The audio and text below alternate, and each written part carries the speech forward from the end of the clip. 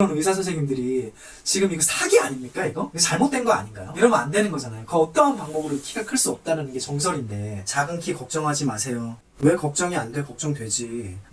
안녕하세요, 보물탐험대입니다. 오늘은 보물탐험대가 여행 컨텐츠가 아닌 첫 번째 알쓸신잡을 해보고자 비디오를 틀었습니다. 좀 화가 나더라고요, 이걸 보고. 제가 알고 있는 한도 내에서는 불가능하거든요. 아이들이 키가 클 수 있다, 이게 말이 안 되지 않습니까, 이게?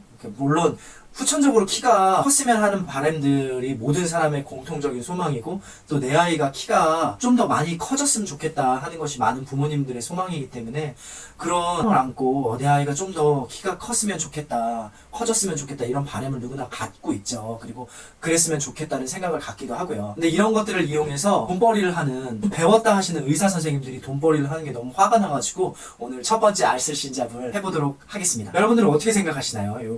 요거를 보고 후천적으로 뭐 약물을 주사한다던가, 아니면은 뭐 운동을 한다던가, 아니면 농구를 하면 키가 커진다, 뭐 태권도 수영을 한다던가, 그러면 키가 커진다, 이런 말씀 가끔 들으시잖아요. 그럴 때 어떤 생각이 드시나요? 정말 키가 커질 수 있다고 생각하시나요? 제가 배운 바로는, 저는 청소년 문제에 관심이 많아서 제가 예전에 교회를 엄청 열심히 다녔을 때, 주일학교 선생도 한 10년 정도, 그리고 뭐 여러 가지 청소년 상담 스쿨 선생으로 가기도 하고요. 상담 선생을 하기도 했었고요. 여러 가지 활동들을 많이 했어요. 물론 직업적인 건 아니고 그 문제에 관심이 많다 보니까 사회의 한 구성원으로서 이런 일을 해야 되지 않을까 싶어가지고 그런 일들을 꽤 해오고 있었는데, 그러면서 배운 것은 키는 후천적으로 결코 커지지 않는다라는 것이었거든요. 일단은 가장 유명한 사진이죠. 요 두 사진, 일란성 쌍둥이의 두 사진이 있죠. 한 명은 수영과 농구, 그리고 전문 보디빌더로서의 삶을 살았고, 한 명은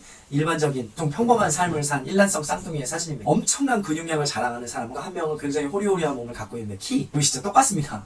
키는 절대 달라지지 않는다는 거에 가장 유명한 사진 중에 하나죠. 그리고 뭐 이러한 연구도 미국에서 진행된 적이 있어요. 그래서 서로 쌍둥이들을 생이별을 시켜놓고 다른 환경에서 자라게 한 거죠. 한 명은 뭐 바이올린이나 뭐 예체능 미술 쪽 관련만 시키고, 한 명은 예체능만 시키고 뭐 이렇게 했는데 키가 전혀 다르지 않아요. 미국에서 그 이후로 전수조사를 했대요. 굉장히 오랜 기간에 터울을 좁혀서 2,000쌍의 보육원에서 자라는 일란성 쌍둥이들을 전수조사한 거죠. 보육원에 있다 보면 입양을 가게 될 수가 있잖아요. 그래서 한 명은 뭐 미국으로 입양을 가고, 한 명은 그냥 한국에서 있을 수도 있고, 뭐 아니면 뭐 폴란드 같은 경우에 굉장히 많은 입양 아들을 다른 나라로 보내고 있으니까, 그런 나라에선 한 명은 유럽으로 가고, 한 명은 뭐 미국으로 가거나, 한 명은 뭐 미국으로 가고, 한 명은 폴란드에서 그냥 클 수도 있고, 굉장히 많은 서로 다른 환경에서 클 수 있는 환경이 주어지잖아요. 일란성 쌍둥이들에게. 예를 들어서 우리나라라고 치고, 우리나라에 일란성 쌍둥이가 있었는데 한 명은 미국으로 가고 한 명은 한국에서 있었어. 한국은 채식주의의 삶이니까 맨날 회식을 먹고, 한 명은 미국에서는 고기주의의 음식 사회니까 뭐 맨날 단백질 먹고 햄버거 먹고 고기 먹고 그랬을 거란 말이에요.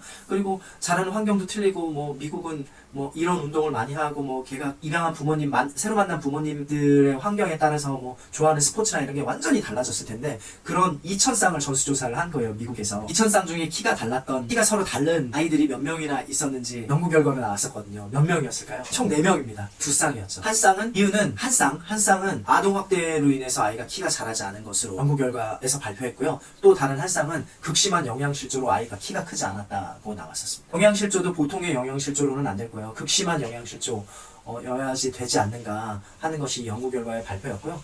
영양실조나 못 먹는 것으로 인해 키가 달라진다고 한다면, 그 아프리카에 있는 빈카족이라고 불리우는 아프리카 소수 부족이 있잖아요. 평균 키가 남자는 190, 여자는 180입니다.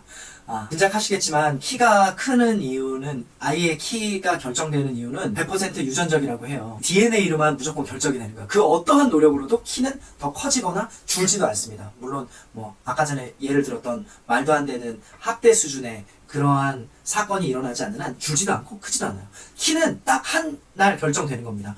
엄마와 아빠가 아이를 가지려고 잠자리를 한 그날의 컨디션, 합방을 한 그날로부터 적게는 석 달, 길게는 6개월에서 1년 정도의 생활 습관으로 인해서 아주 좋은 난자와 좋은 정자를 가지고 있어서, 자신의 유전 형질이 완벽하게 정자와 난자의 DNA가 녹아들었을 때, 그리고 그때의 영양 상태에 따라서 아이가 이 체내 수정이 되면 그 순간 아이의 키가 결정이 되는 거예요. 1도 틀리지 않아요. 무조건 다 똑같아요. 그래서 그 어떠한 방법으로도 아이의 키는 더 크지 않습니다. 수 많잖아요. 지금 한번 볼까요?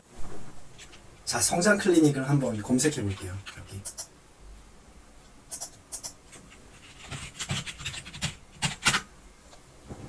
뭐 성장 내분비 클리닉 얼마나 다녀야 효과를 볼 수 있나요? 뭐 성장 클리닉 인천광역시병원 우리 아이 성장 치료 성장 클리닉 고려해 볼만. 와 이거 뭐야 중앙일보? 4대 일간지에서 이런 거 쓰면 안 되는 거 아니야 이거? 이거 클릭해 들어가 봅시다. 일간 스포츠네. 중앙일보가 아니 중앙일보에서 나오는 일간 스포츠에서 만든 기사네요. 아이 성장은 부모의 꾸준한 관심이 중요하다. 아 이거 정형외과 원장님이 직접 말씀하셨네. 아 이러면 안 되는 거 아닌가? 답답하네요. 이런 운동을 막 시킨다는 거잖아. 점프하고 막. 와 이게 기사네요. 우리나라 4대 일간지 기사. 마음이 어렵다. 그리고 뭐가 있지 또? 자 앞으로 가서 이미지. 여기 보면 수많은 뭐 한의원부터 해가지고 성장은 타이밍이다, 성장 클리닉, 뭐 그냥 일반 의원도 있고요, 병원도 있고. 여기 이렇게 뭐 찾아보면 뭐 성장 클리닉이니 한의원이니 이러면 안 되는 거 아닌가? 의사 선생님들인데 저보다 훨씬 많이 배우신 분들이잖아요. 근데 그런 의사 선생님들이 지금 이거 사기 아닙니까 이거? 이거 잘못된 거 아닌가요? 이러면 안 되는 거잖아요. 그 어떠한 방법으로 키가 클 수 없다는 게 정설인데 밝혀진 바로 아이의 키가 커지는 방법은 케이스 바이 케이스지만 딱 두 가지의 방법이 있습니다. 첫 번째, 유일한 한 가지라고 불릴 수 있는 첫 번째는 요거 사진에 올라오시는 요거, 사진에 보시는 요거, 서저리죠. 다리를 부러뜨려서 다리에 부러진 면을 견인시키는 거예요. 이 기계로 하루에 0.1mm였나? 0.1mm씩 나사를 돌려가지고 여기 이렇게 이 고리가 이 나사로 되어 있어요. 그래서 이 고리가 나사로 되어 있어요. 다리에 뼈를 분지른 다음에 양쪽 다리를 다 분지른 다음에 이 쇠 원판을 딱 놓고 여기 이렇게 이 쇠에 나사 산이 깎여져 있어요. 그럼 밑에서 이걸 이렇게 돌리면 하루에 0.1mm씩 돌려가지고 견인을 시키는 거예요. 더 길게 부러진 뼈 사이를. 그러면 뼈에가 조금씩 붙으려고 거기에 뼈의 성분들이 자가 면역으로 이렇게 붙으려고 하는데 그걸 조금씩 늘리면서 계속 거기에 뼈를 붙여내는 거죠. 부작용이 꽤 많은 방법이고요. 키가 170 이상 되는 사람에게는 시술을 안 해줘야 되는 것으로 알고 있습니다. 굉장히 키가 낮거나 아니면 드워프리즘이라고 해갖고 이렇게 선천적으로 키가 낮게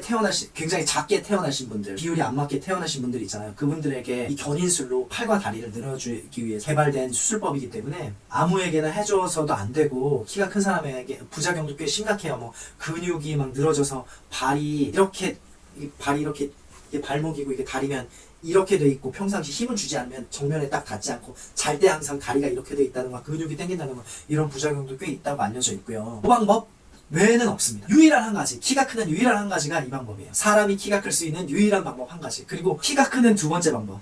이건 키가 크는 두 번째 방법은 아니고요. 키가 빨리 크는 방법이라고 알려져 있는 방법이 있어요.